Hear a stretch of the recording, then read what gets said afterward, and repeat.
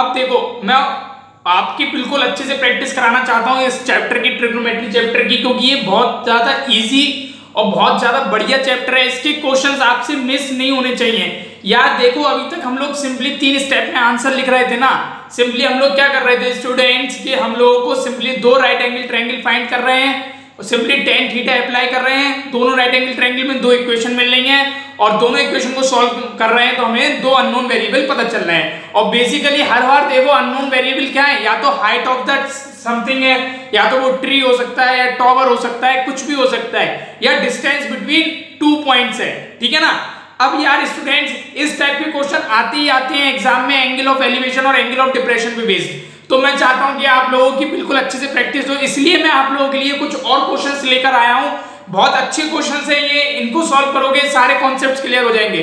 Video को pause करो, question पढ़ो, क्वेश्चन का डायग्राम बनाओ, क्वेश्चन को सॉल्व करने की कोशिश करो। जैसे क्वेश्चन सॉल्व कर लो वीडियो को दोबारा से स्टार्ट करो। और स्टूडेंट्स देखो मैं यहाँ पे सॉल्व कराऊंगा, आप लोग अब समझना और मैच करना कि आप लोग जो कॉन्सेप्ट लगा रहे थे वो ठीक है या नहीं।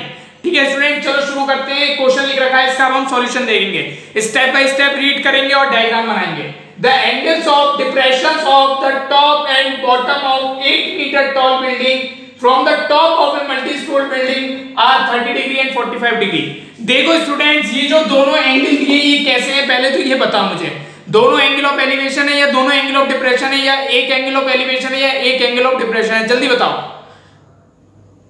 कुछ स्टूडेंट्स ने कहा कि एक एंगल ऑफ, कुछ स्टूडेंट्स क्या कहेंगे सर एक एंगल ऑफ एलिवेशन और एक एंगल ऑफ डिप्रेशन है, गलत। कुछ कहेंगे सर दोनों एंगल ऑफ एलिवेशन है, गलत। जो कह रहे हैं दोनों एंगल ऑफ डिप्रेशन है वो बिल्कुल सही है, क्योंकि यहाँ पे देखो लिखा है angles of depressions, angles of depressions, यानी कि ये जो दोनों एंगल गिवन है ये कैसे एंगल है, एंगल ऑफ डिप्रेशन। अब देखो स्टूडेंट्स क्वेश्चन ने हमसे कहा कि एक मल्टी स्टोर बिल्डिंग है, एक मल्टी स्टोर बिल्डिंग है। मैंने मान लिया ये रही हमारे पास एक मल्टी स्टोर बिल्डिंग, ठीक है ना स्टूडेंट्स। हम इसकी टॉप पर हैं, हम लोग इसकी टॉप पर हैं और हम लोग क्या देख रहे हैं, एक 8 मीटर टॉल बिल्डिंग को, हम लोग एक 8 मीटर टॉल बिल्डिंग को देख रहे हैं। देखो पढ़ो, the angles of depression of the top and bottom of 8 metre tall building from the top of a multi store building are 30 degree and 45 degree. देखो from the top of a multi store building, ये क्या है multi store building, इसकी top से हम लोग क्या देख रहे हैं, एक 8 मीटर टॉल बिल्डिंग को देख रहे हैं। एक बार हम इसके टॉप को देख रहे हैं, देखो ये 8 मीटर टॉल बिल्डिंग है, ठीक है ना।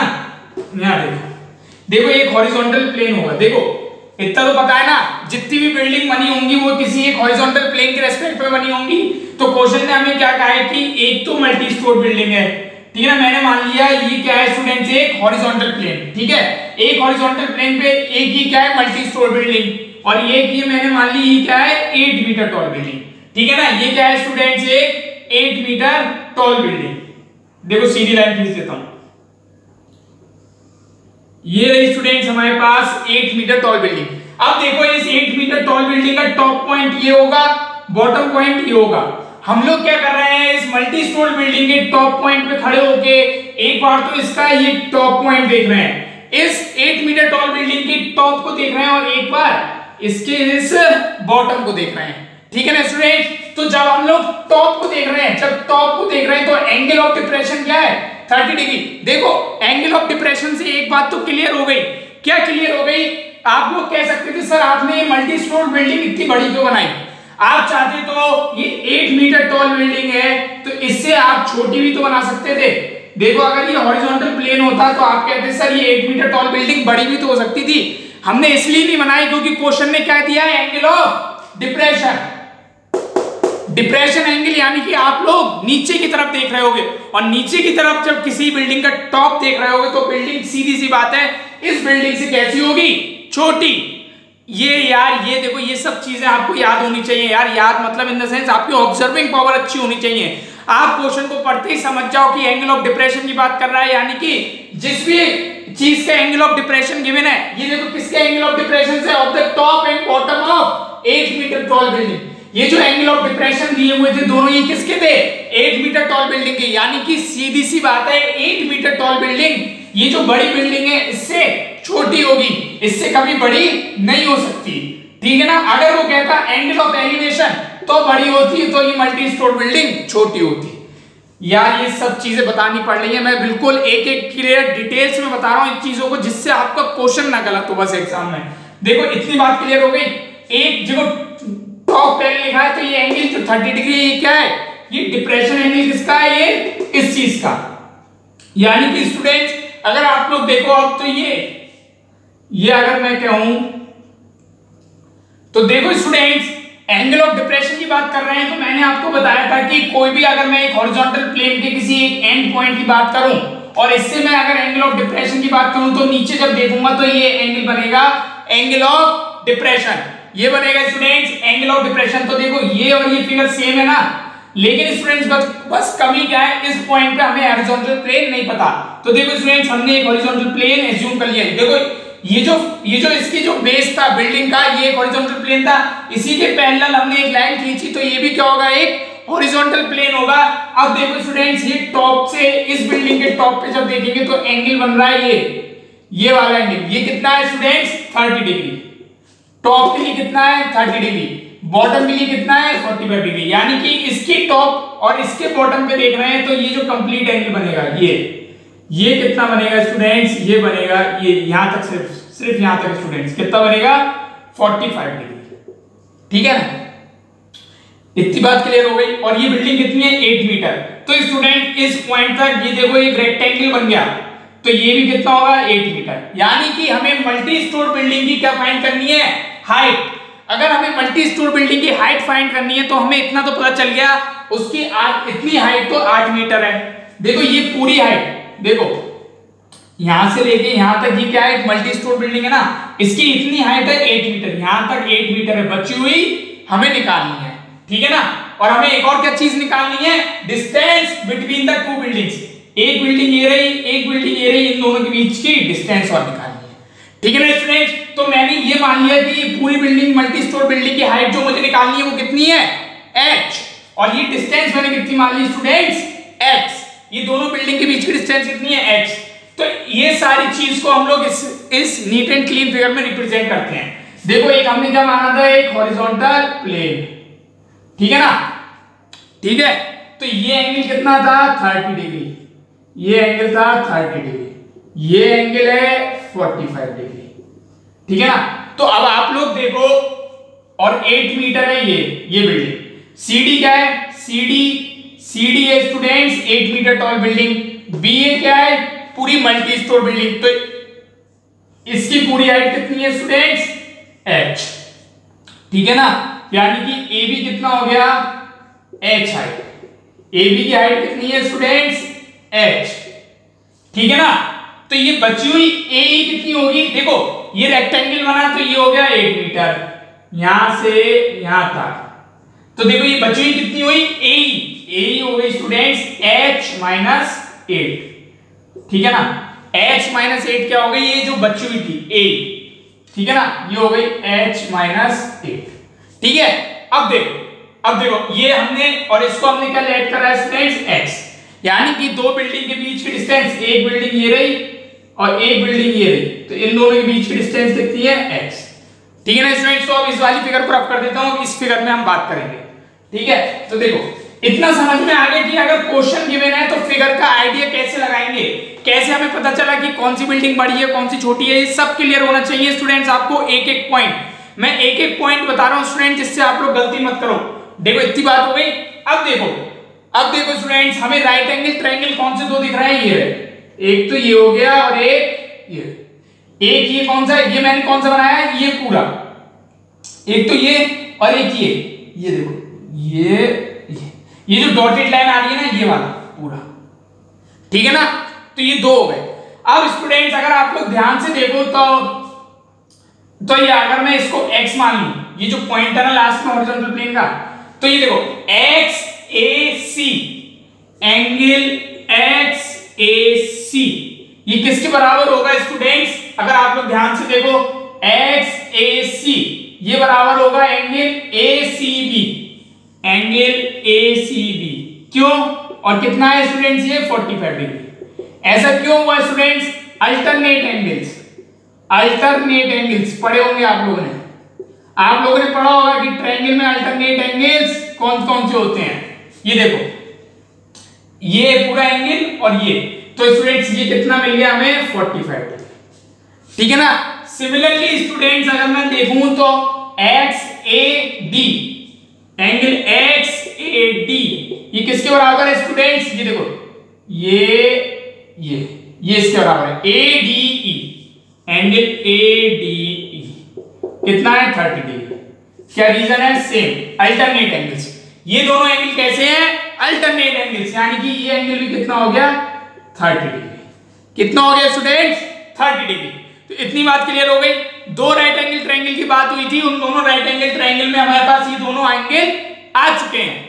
दो राइट एंगल ट्रायंगल कौन से हैं, एक हो गया ADE, दूसरा हो गया ACB या ABC, ठीक है ना, ठीक है ना स्टूडेंट। अब देखो सबसे पहले एक right angle triangle, in right angle triangle कौन सा ADE, या जिसको मैं कैसे लिख दूंगा स्टूडेंट्स AED, ठीक है ना, कुछ भी लिख सकते हो आप।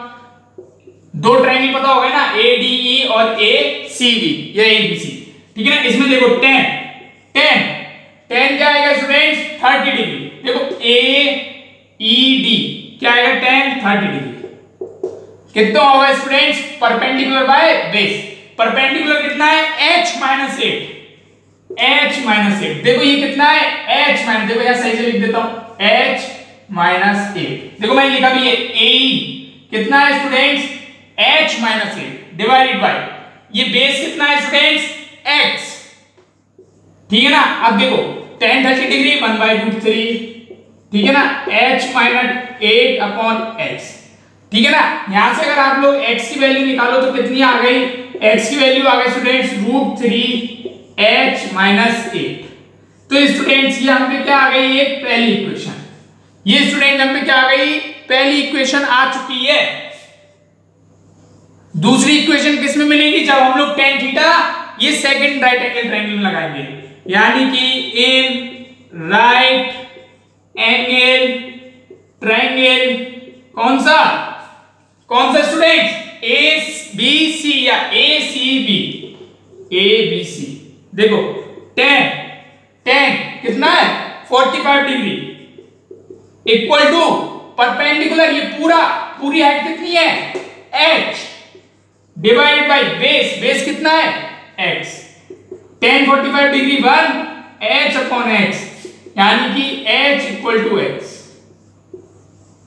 ये आ गई स्टूडेंट्स दूसरी इक्वेशन।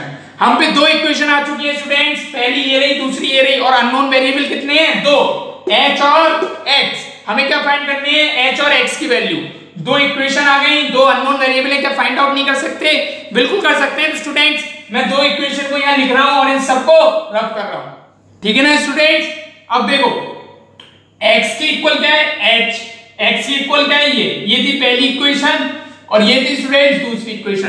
तो देखो फ्रॉम 1 and 2 ये देखो क्या हो जाएगा √3, देखो into H-8 equal to h। ये भी x के इक्वल था और ये भी x के इक्वल था, तो दोनों कैसे हो गए इक्वल।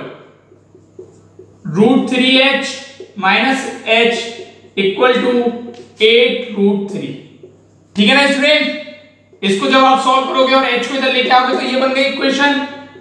h कॉमन निकाल लिया, √3 - 1 8√3, ठीक है ना। यहां से देखो h कितना आ गया 8√3 डिवाइडेड बाय √3 - 1, ठीक है ना। h की वैल्यू आ गई स्टूडेंट्स। अब आप लोगों ने पढ़ा होगा रेशनलाइजेशन, यानी कि इसका हम लोग क्या कर देंगे, देखो डिनोमिनेटर में क्या आ रहा है रूट, तो हम लोग इसको क्या कर देंगे रेशनलाइज, यानी कि इसके अपोजिट साइन से ऊपर नीचे मल्टीप्लाई, यानी कि इसके कॉन्जुगेट से। तो ये देखो ये क्या बन गया h इक्वल टू बन गया 8√3 इंटू कितना हो जाएगा ये √3 + 1। ये देखो a - b into a + b, यानी कि a - b into a + b कितना होता है a² - b²।